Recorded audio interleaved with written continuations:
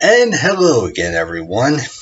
In this video, I'm going to finally, nearly 4 months later, finish up what happened at the 2018 North Carolina Republican Party convention. First of all, I have to say, though, I went through a pretty heavy stretch where I was releasing a video like every few days, but then the last 2 weeks been pretty crazy. Was battling cold and some, runny nose and all that stuff for a few days, and then I worked 8 days straight, which I'm not complaining about that, but worked a lot of hours and just didn't really have time to produce any more new videos. But thankfully now, my work schedule is going through a little bit of a more normal, where I work a few days, a couple days off, kind of not like 8 days straight. So, okay.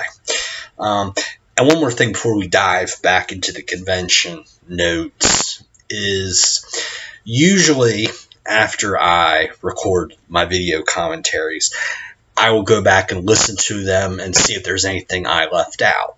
And actually, in the last video, which is part 1 of the Saturday afternoon business session, I talked to you a little bit about the Supreme Court race here in North Carolina.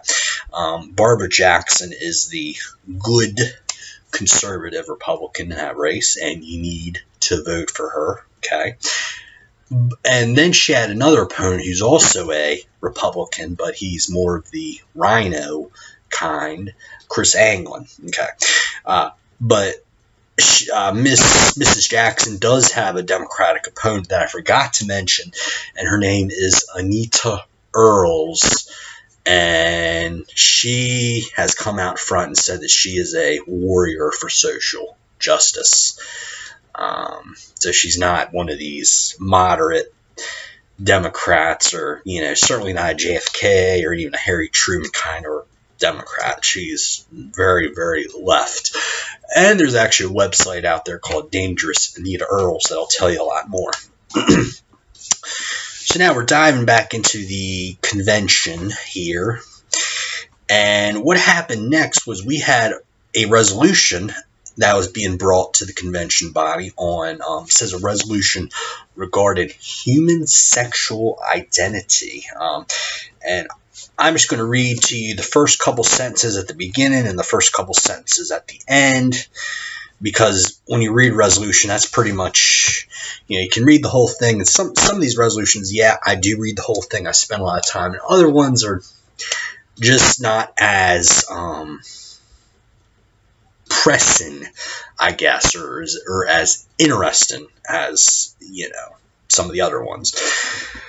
Okay, so it says, whereas all persons are created in God's image and therefore have inherent dignity and inalienable rights, and whereas God's design was the creation of two distinct and complementary sexes, male and female, resolved that the North Carolina Republican Party represents the dignity of every human being, including those who identify as LGBT, that we affirm God's design for gender as determined by biological sex and not by self-perception, that we oppose efforts to surgically or hormonally alter one's bodily identity to conform with one's perceived gender identity, that we oppose all efforts to validate transgender identity, that we recognize the fundamental right of parents to guide their children's education, that public schools should not undermine the values of parents who do not agree with transgenderism, and that students have a reasonable expectation of privacy and safety at school. Okay, so, and basically a point of order was made by a man from Lee County, and he said that the author of the resolution doesn't have his name on the resolution. So therefore the resolution was made out of order. But Skip Stam, who is the chairman of the resolutions committee, is also a member of the state legislature, wants to suspend the rules to allow the resolution to be heard. Then we have a point of information from Celia Wasserman of Craven County. And she says that a whole section of seats do not have a copy of the resolution. So the section then gets a copy of the resolution, and then there is a vote on the floor of the convention to suspend the rules. Okay, and what you need to know here is that a 2/3 vote is required to suspend the rules. Basically, we do a stand-in vote. 2/3 of the delegates at the state convention have to stand up if they want the resolution to be heard, but more people are sitting, so therefore the vote fails and the resolution on human sexual identity is not heard. Of course, except unless you listen to this video, and then I just discuss what was in the resolution. Okay. And I have a couple more that I'll talk about later on in this video that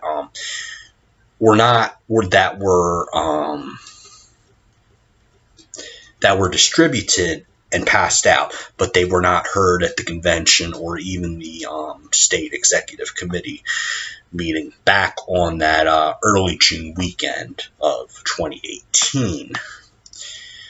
Okay, so now we have a resolution to prohibit affiliated party committees. Okay. And let's see here. I'm going to read most of this resolution because I think it's pretty darn important. Let's see. Here we go.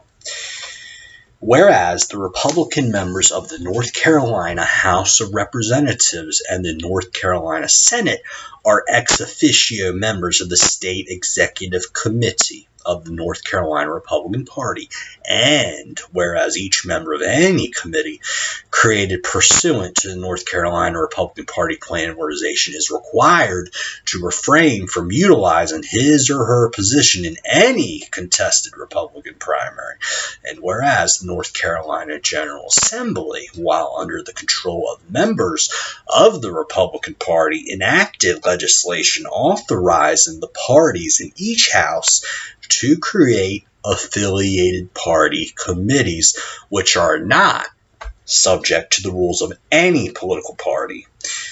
And whereas during the 2018 primary election, the Republican Senatorial Committee supported candidates in contested Republican primaries.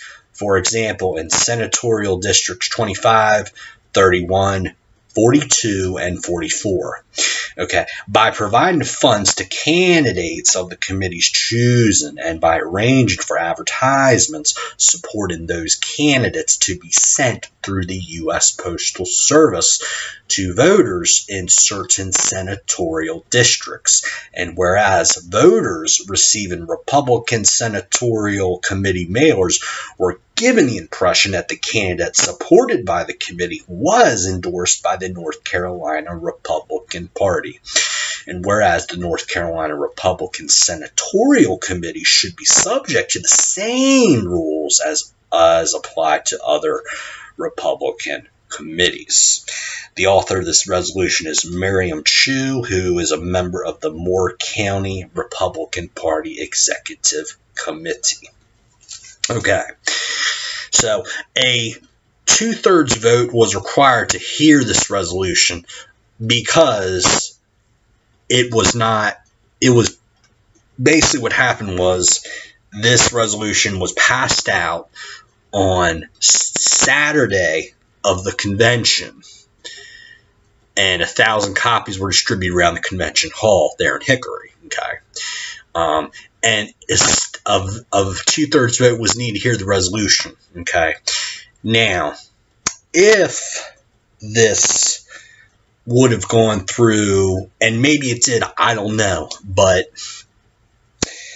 for it to be brought automatically to the convention floor without a vote to hear it, what would have happened is Miriam Chu would have sent this resolution to the State Resolutions Committee, and they would have looked at it and debated it, which Mrs. Chu probably did that, and it came back rejected. So therefore, she decided to go this way, where she distributes 1,000 copies to the convention body, and then we have a 2/3 vote is needed to hear this resolution. And the vote was, this was actually done with the clicker thing, where the delegates have this clicker button and they hit, A for yes, B for no. Okay, so we have 50.1% says yes, they want the resolution to be heard, and then 49.9% wanted the resolution not to be heard. Whew, that's close, isn't it? But unfortunately, 2/3 was not reached to hear this resolution.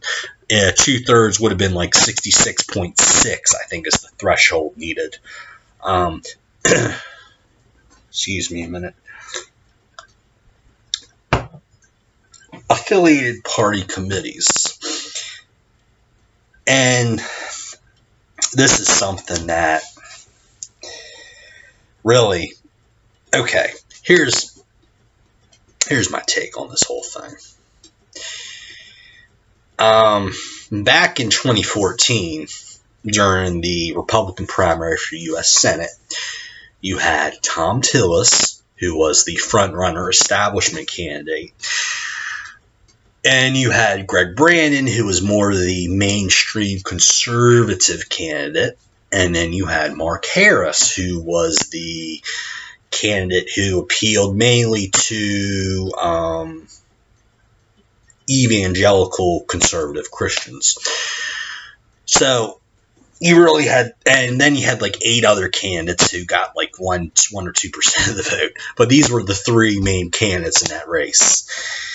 And what happened was Karl Rove, he put all this money in North Carolina for Tom Tillis.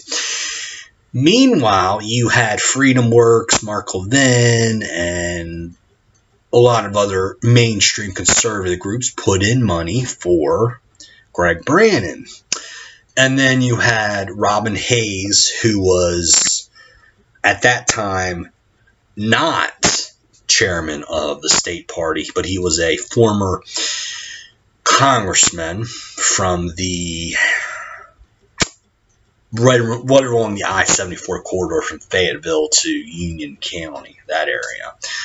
Okay, you had him and a lot of other people in this, and I hate using this term, it's kind of derogatory because I consider myself to be a conservative Christian, but they call it the religious right. Pat Robertson, the James Dobson, those people were bankrolling Mark Harris' campaign, okay?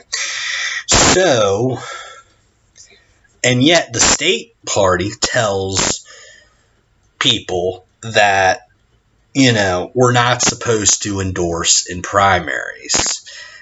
If you're a member of the state legislature, if you're a district chairman, if you're a county chairman, or even if you're, Joe Smith, precinct chair from Harnett County, none of these people, and you happen to serve on state executive committee, none of these people are supposed to endorse primaries. And yet, Karl Rove, Mark Levin, James Dobson, all these outside groups come in and flood North Carolina with all this money in a primary, okay?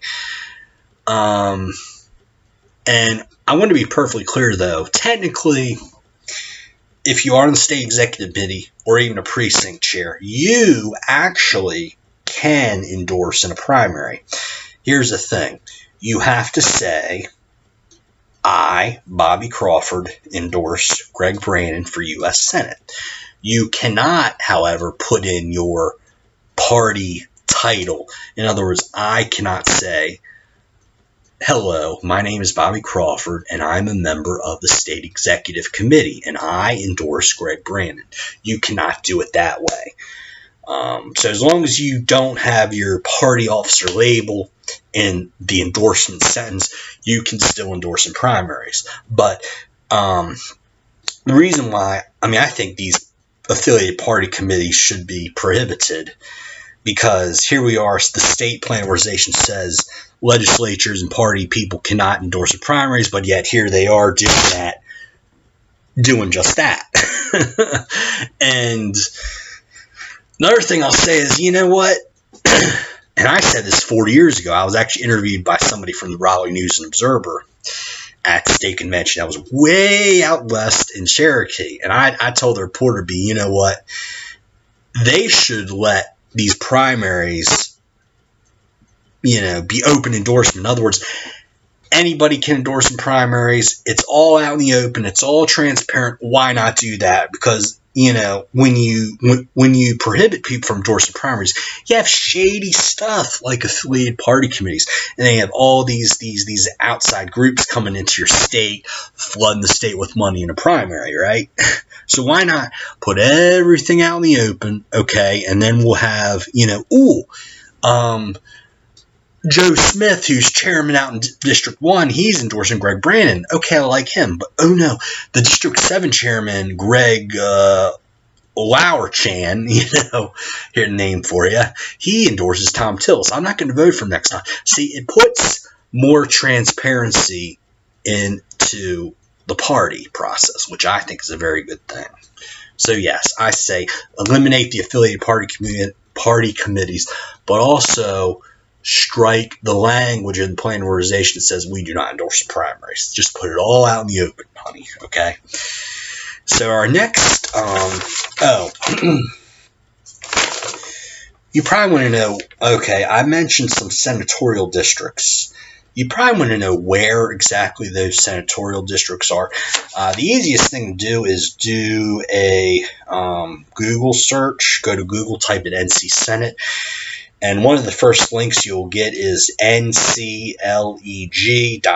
That's ncleg.net, leg being legislature, and I'll take you to where you want the information. But I will go ahead and tell you where these Senate districts are. And remember, this is probably subject to change because of this whole redistricting brouhaha that's been plaguing our state for like the last 7 years. But as of this recording, these are how the following districts are on a map. Okay, Senate District 25 is basically the U.S. Highway 52 corridor from Rockwell to the South Carolina state line. And then it also goes along the US 74 corridor from Marshville to just east of Laurinburg. Okay. Senate District 31 is Forsyth and Yadkin County. Senate District 42 is Alexander and Catawba County. And Senate District 44 is Lincoln County and the western part of Iredell County, which encompasses Mooresville, Statesville, and the northeast portion of Lake Norman. So, our next resolution that we heard on that Saturday afternoon is a resolution to close Republican primaries in North Carolina. And let me see here. Okay. Again, a 2/3 vote is needed to hear this resolution because this resolution did not go through committee 30 days prior to convention. Mark Jones of Surrey County says, is this resolution out of order based on vote of the other resolution, which was to keep the primaries open? Convention Chairman Billy Miller says it is out of order. However, given the heated nature of this topic, I will allow an opportunity to get 2/3 vote, which I think that was probably one of the best decisions that Billy Miller has made, and not just this convention, but the 5 total state conventions I've been to. So hats off to Billy Miller on that decision. Okay, so we have the vote. And okay, so and it got 35% to consider the resolution, okay, and then 65% to not consider the resolution. So 2/3 to hear the resolution was not present. Unfortunately, it was the other way around. Okay. But this resolution is very important, so I'll go ahead and read it. I'm going to read it verbatim. Okay. It's done by Fremont Brown, who not only put his name, but he put his address and phone number on him. So, which I think is a very cool thing, because this is a very good resolution. And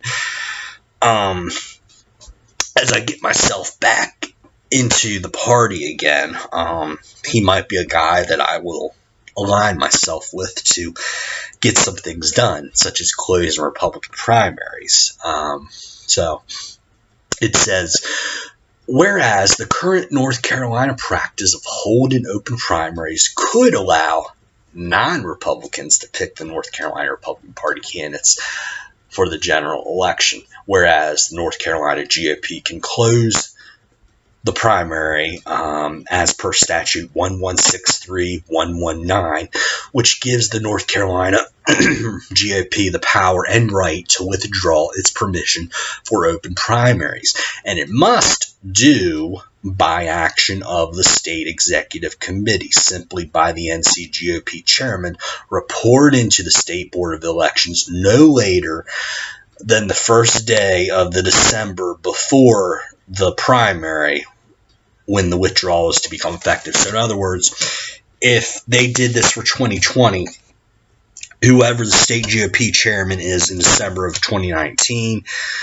would go there, before December 1st of 2019 and say, we want to close the primaries, okay, and the state board of elections says, okay, we'll do it. It'll be effective for the 2020 primaries.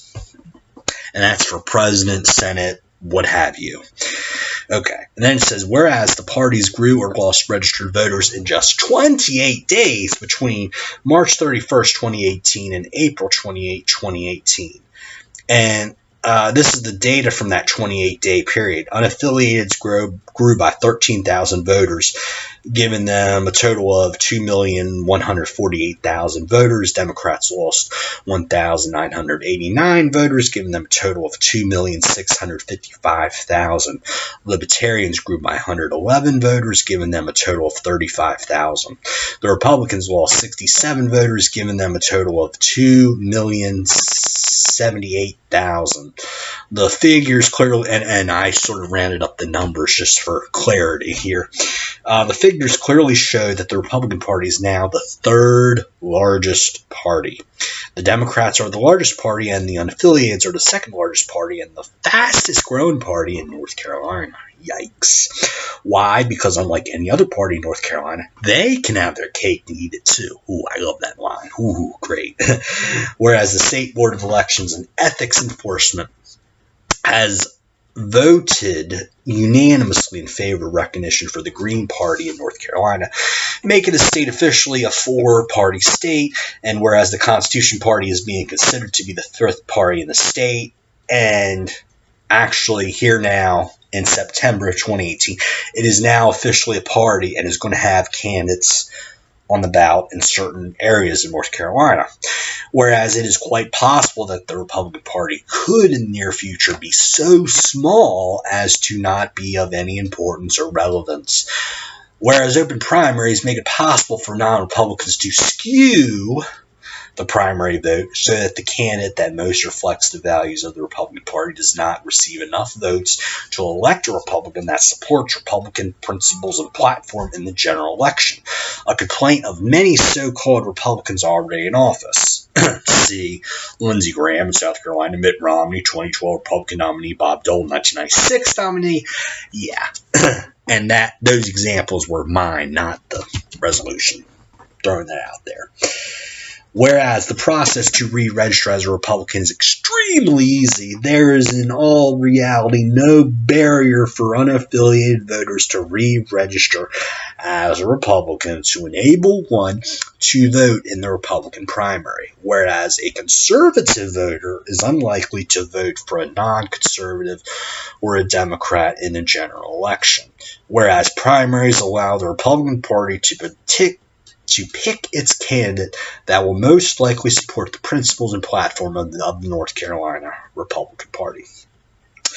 Therefore, be it resolved that upon passage of this resolution to close Republican primaries in North Carolina, our NCGOP chairman forward a certified letter to the North Carolina Board of Elections stating that the North Carolina Republican Executive Committee has so approved closing the primaries to non-Republican voters as of the date of the said vote. This is authored by Fremont Brown of Asheville, North Carolina. Okay. And then we have Ralph Heiss of Mitchell County, who does the dun dun dun dun motion to adjourn. And unfortunately, it passes by a landslide, 71% to 29%. Kudos to 29%. He wanted to stick around and do more party business because we adjourned at 4:52 in the afternoon, which is one of the earliest adjournments in the 5 conventions I've been to. Okay, and then Dallas Woodhouse, executive director of the NCGOP, he makes an announcement to open up registration for Second Amendment, for the Second Amendment Gala. Tickets are still available, and he also says tickets are still available for prayer breakfast. And while this is going on, you can barely hear what he says because as soon as the motion to adjourn is passed, everybody packs up, gets out of their chair, makes so much noise. I mean, it's just a huge display of disrespect. I mean, look, delegates, you're getting out of the convention like 2 hours early. I mean, heck, some years when we have the chairman's vote, it's 8:30 before we get out of convention on Saturday. Come on, spare a few more minutes, listen to Dallas, listen to Robin, okay, and really, and you'll still get out before 5 o'clock, okay, seriously. Okay, so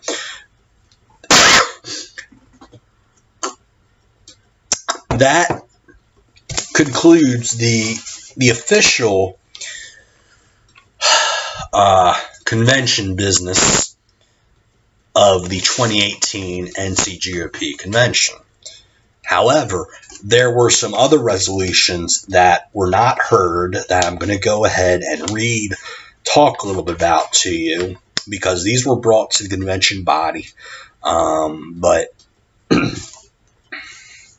these were going to be heard, but obviously somebody, Mr. Heiss, decided to motion to adjourn, and then the executive committee meeting the next day, everybody like, oh my gosh, we've been here 2 hours, I can't possibly be here another 30 minutes to hear more resolutions. So I'm going to go ahead and, I feel it is my civic duty to go ahead and read these other resolutions that were not heard, but this will also give maybe some of you a head start for 2019 convention, and maybe we can, bring these resolutions again forward through the party process. The first resolution is one regarding the death penalty age. It says to lower the minimum age from 18 to 16 at which first-degree murder criminal convicts can be sentenced to the death penalty for their crimes, whereas throughout the country, juvenile defendants are committed more serious crimes, including violent felonies. Whereas this proposal is being submitted in response to the recent tragedy at the high school in Santa Fe, Texas. So suspect Dimitros Pagoritz is charged with killing 10 innocent victims with a stolen pistol and sawed-off shotgun.